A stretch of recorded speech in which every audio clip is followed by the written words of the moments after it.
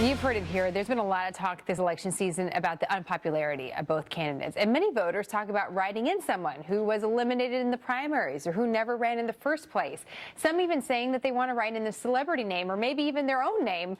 But that kind of writing candidate could actually invalidate your vote for president. So what exactly are the rules? And what happens if someone on the ballot has died? This actually happened. Warren Judge was running for a North Carolina legislative seat when he unexpectedly passed away.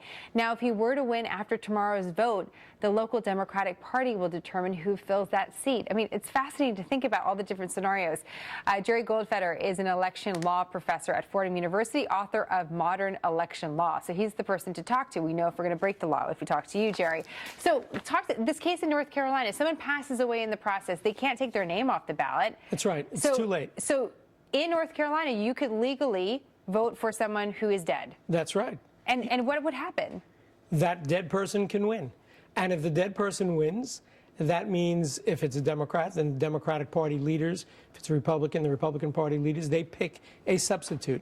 Okay. Is there any other scenarios that's very similar to that, where someone could be on the ballot? I mean, we'd hope that they didn't pass away, but something happens where they're not going to be able to assume the seat. Is it always the party that then decides? Well, it depends on the state. We have a very wacky system here in the United States. We vote for president in a very bizarre way. We don't even vote for the candidate. We vote for electors pledged to Hillary Clinton or pledged to Donald Trump. And those electors actually choose the president in middle of December. That's our real election day.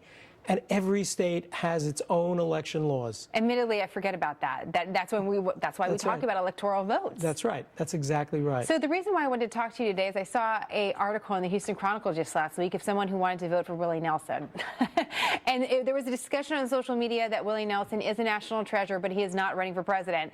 And therefore, if you were to vote for Willie Nelson, your vote wouldn't count. Tell us about that, because I think some folks may want to write in a candidate. What do they need to know? Well, first of all, every state is different.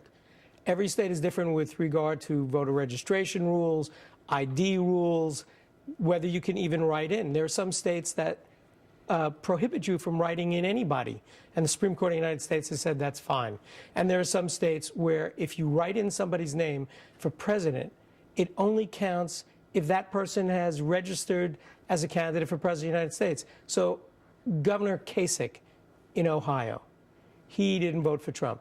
He said he voted for John McCain.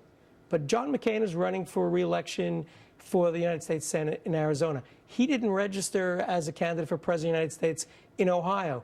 So Governor Kasich wasted his vote. Interesting. He wrote it in, and it meant absolutely nothing. And as I say, in some states, you can't even write in a candidate's name. How many people are running for president right now? Well, there are about 1,700 and change candidates who have registered with the Federal Election Commission.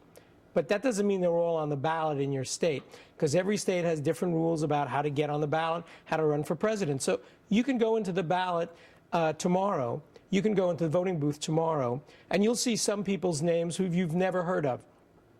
But we won't have 1,700 people running for president all over the United States. And again, going back to each state, so each state has different parameters for how that person actually gets their name on the ballot in that state. Usually you have to submit a certain number of petition signatures or a filing fee, or if you're a Republican or a Democrat, you're automatically on the ballot. You know, those that vote want their vote to count, one would think. And there's certainly been this conversation. Eric Shawn has done some great reporting here on the network about the selfies that people are taking in voting booths and how you're not supposed to do that. Is there anything else that you think people should know about what not to do to ensure their vote counts?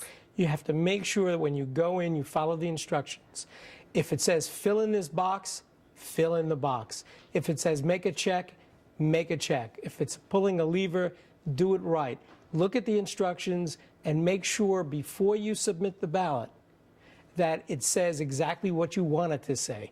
Because there's no going back. There's no going back. Well, there are some states that you could say, oh, I made a mistake, I need a new ballot. And you can do that. But in other states? In other states, you cannot. That's right. That's right. And if you remember, 16 years ago, in 2000, people thought they were voting for Al Gore, and they were voting for Buchanan instead, because the way the ballot was set up was such a cockamamie ballot. I see what you're saying. So take your time. So take your time. Relax. See who you're going to vote for. make sure you follow the instructions, look at it, and then submit Okay, good it. advice. Don't drink too much coffee or anything else before you go in. Very interesting. It's great to take a look at the laws. Thank you very much, Professor. You're Great quite to have you on the welcome. program. John? No more hanging chads. And more legal developments related to the